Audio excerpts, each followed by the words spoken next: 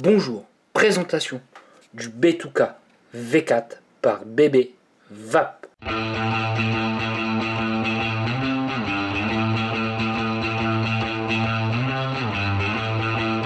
Le B2K vous sera présenté. Dans cette boîte-là, ce qu'on peut voir tout de suite, c'est qu'ils nous ont fait un effort vis-à-vis du packaging par rapport à la V3. Nous ne sommes plus sur une boîte en carton classique.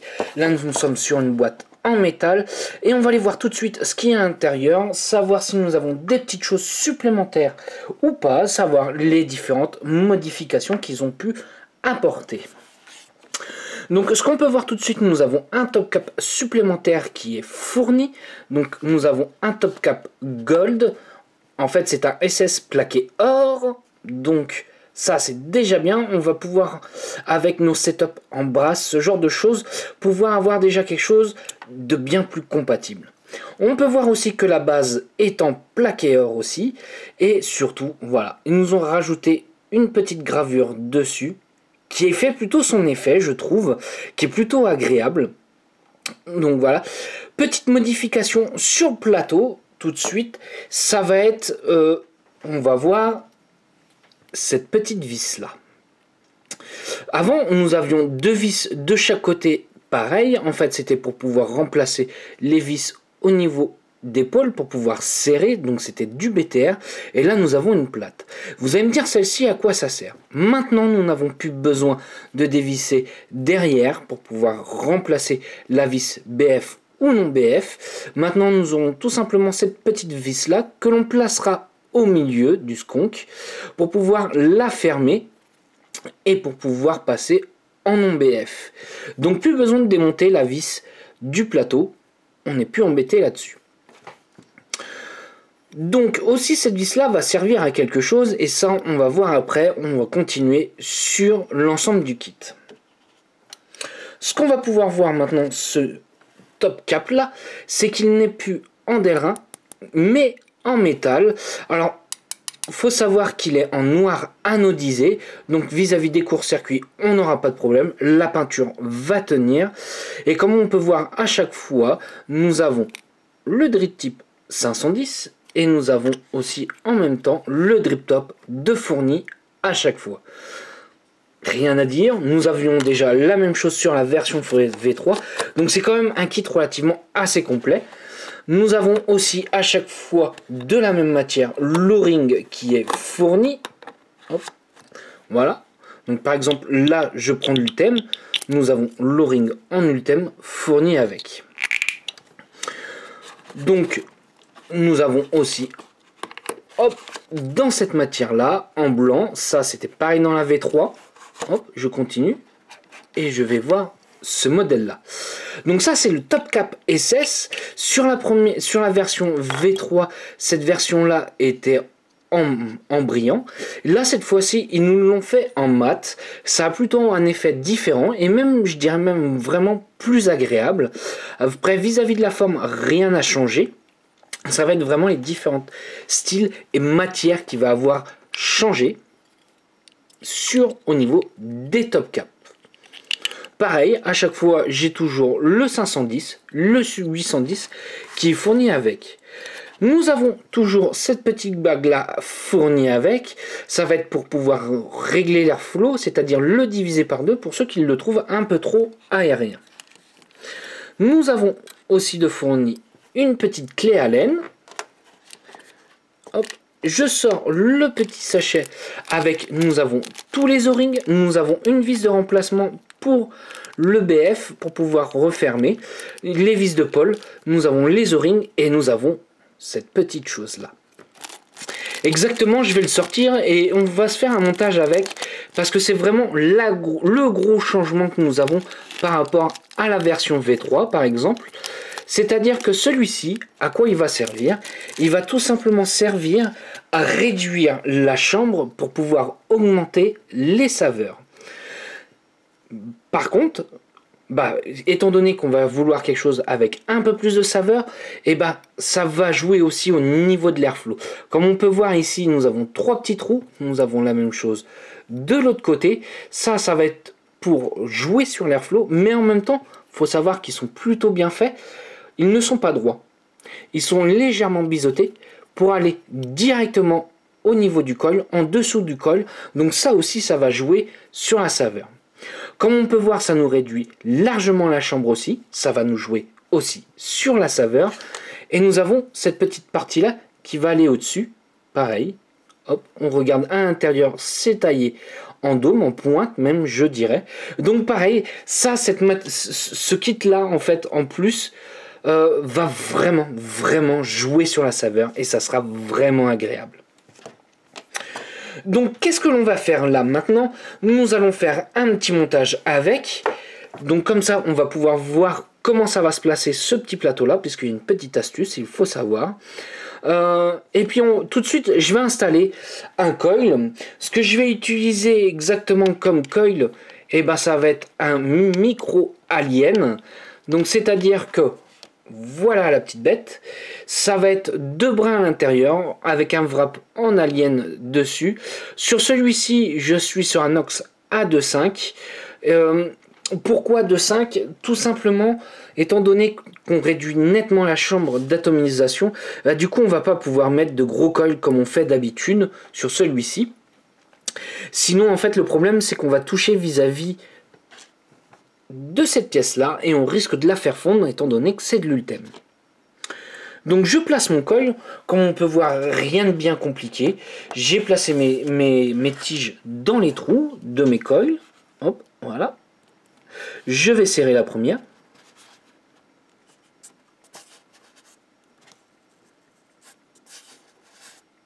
Voilà. Voilà pour la première. Je vais faire la même chose pour le deuxième.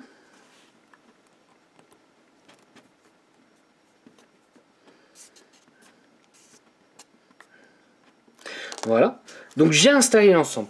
Là, ce que je vais devoir faire, je vais tout simplement devoir stabiliser ma résistance. Je coupe 2 petites secondes, le temps de la stabiliser, et on se retrouve tout de suite.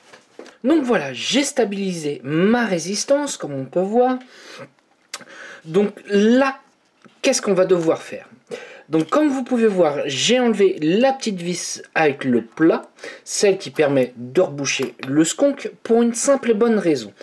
Pour pouvoir commencer à placer la petite pièce en ultème, il faut pouvoir enlever la vis pour tout simplement pouvoir le placer. Et ça va permettre aussi que quand on va revisser, qu'il ne puisse s'enlever tout simplement. Voilà. Donc je vais revisser. Et là on va pouvoir voir que du coup on ne pourra pas l'enlever. Il ne bougera pas. Voilà. Hop. Voilà, je l'ai bien enlevé. Alors, ce qu'il va falloir regarder, c'est que votre coil arrive bien à ce niveau-là pour pouvoir passer le coton directement. Donc, je coupe et on va passer tout de suite au cotonnage. Donc, j'ai positionné mon coton. Je n'ai fait exprès de ne pas aller jusqu'au bout. Donc, je l'ai passé dans mon coil. Je l'ai passé sur les gouttières sur le côté. Et là, je vais faire redescendre mon coton. Voilà, dans le petit trou qui se situe sur le côté. En fait, en gros, comme ça, on va avoir une très belle réserve à l'intérieur, du fait qu'en fait, le coton ne va pas prendre toute la place, il va être simplement basé sur les trous, voilà. Et ça fait que du coup, on va avoir toute cette capacité-là en juice, ce qui nous fait, comme je vous disais, ce qui va nous faire une très belle réserve. Donc ensuite, qu'est-ce que l'on va faire? On va positionner le haut de la cheminée, voilà. Et voilà, c'est prêt à vaper, j'ai positionné. Mon coton n'est pas trop tassé, puisqu'il faut quand même que le juice puisse remonter. Et avant de faire cette petite manipulation-là, moi je vais vous conseiller d'imbiber maintenant votre coton.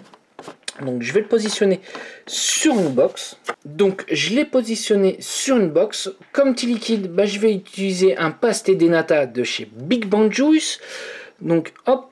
Je mets un petit peu de juice sur mon coil. Voilà. En même temps, j'en profite pour pouvoir remettre au niveau de ce coton-là, quand il redescend, pour bien l'imbiber. Voilà. Je fais la même chose de l'autre côté. Voilà.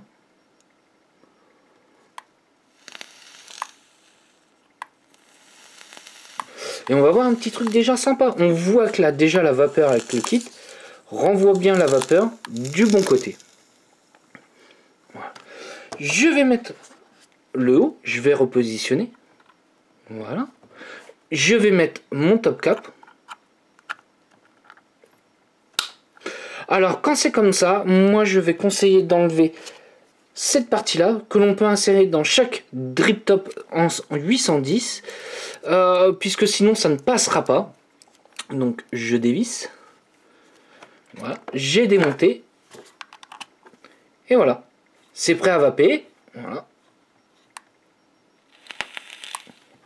Et on se dit tout de suite en plan large. Donc nous voilà en plan large. Tout de suite, ce que je vais faire une petite barre. Pourquoi? Pour savoir ce que ça va vous donner. Essayer de donner le ressenti au maximum avec le réducteur de chambre à l'intérieur. Allez, on essaye.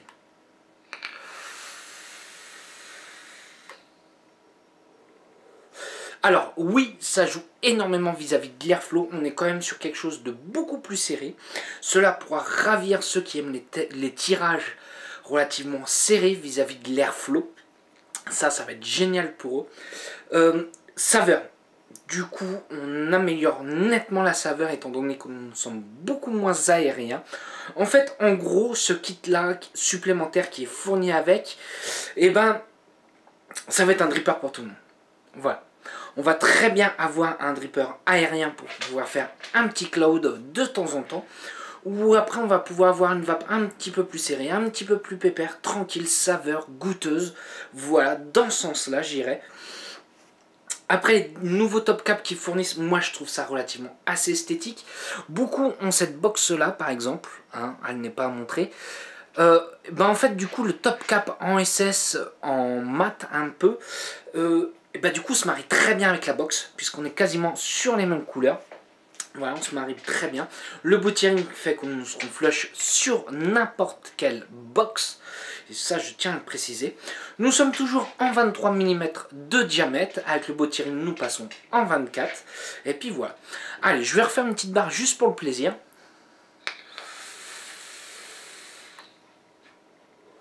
Et puis on fait quand même une belle vapeur avec. On a une saveur, je retrouve bien mon liquide à l'intérieur, le pasté des nata, je le retrouve très bien. Il me plaît bien, je le retrouve même différent, étant donné que moi, mes premières fois que j'ai vapé, j'ai relativement vapé sur des drippers assez aériens.